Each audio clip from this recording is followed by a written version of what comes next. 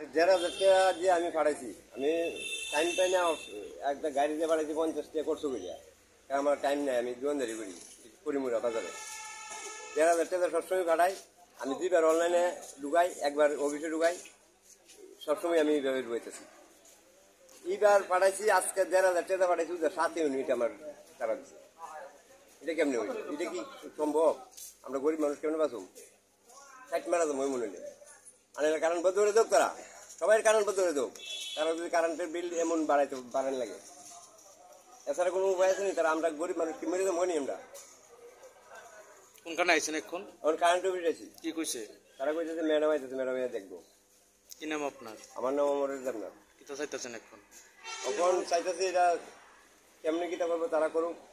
আমরা সবসময় যেমন ভাই এমন যোগ না, নাহলে একটু কম নিলে বাড়লে একটু কম বাড়তে পারে, তাহলে এমন পারবো নি। ১,৫০০ টাকা ৭ ইউনিট। কোন জায়গা আপনার বাড়ি? বাড়ি করিমুরা।